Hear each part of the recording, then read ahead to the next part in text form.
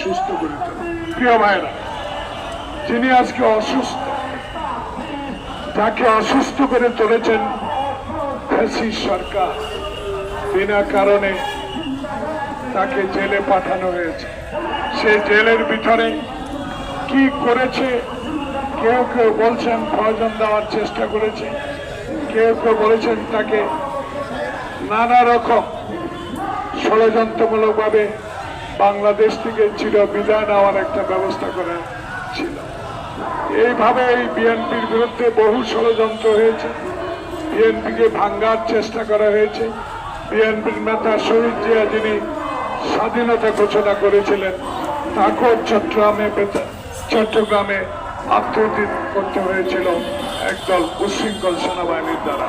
তাই আজকে বেগম জিয়ার জন্য শুধু আমরা নয়, যারা আমাদের দলের সমালোচনা করেন তারাও আজকে বেগম জিয়ার জন্য মনে প্রাণে দোয়া করছেন। কারণ একটি কারণ, যে নেত্রী কোনোদিন আপোষ করেন নাই, যে নেত্রী গণতন্ত্রের স্বার্থে কারোর সাথে রাজনৈতিক সমঝোতা করেন নাই, যে নেত্রী জনসেবা মানবতার নেত্রী, যে নেত্রী স্বৈরাচারের বিরুদ্ধে আন্দোলন করে আপসী নেতৃত্ব উপাধি পেয়েছেন, যে নেত্রী 16 বছর ধরে সরকারের ফ্যাসিস্ট সরকারের বিরুদ্ধে লড়াই করেছেন, সেই নেত্রী আজকে অসুস্থ। তাই আমরা আজকে সবাই আল্লাহ দরবারে এই দিনে, পবিত্র জুমার দিনে, আমার মা, বাংলাদেশের মা, গণতন্ত্রের মা বেগম খালেদা জিয়ার জন্য দোয়া করব।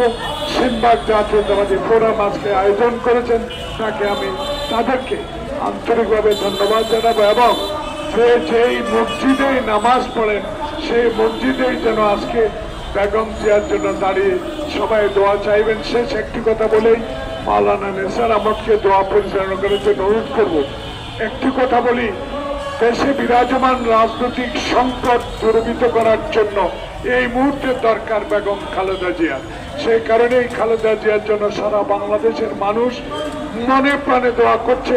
আমরা আজকে বেগম জিয়ার জন্য এই জন্য দোয়া করছি, আল্লাহ পাক আপনাকে আরো হায়াত দারাজ করুক। এই জন্য বাংলাদেশে ফ্যাসিস্ট বিদায় হয়েছে, কিন্তু গণতন্ত্র যখন সন্ধিক্ষণে একটি নির্বাচন যখন সামনে, সেই নির্বাচনে যেন আল্লাহ পাক আপনাকে জনগণের কাছে যেতে পারে সেই সৌভিক দান করেন।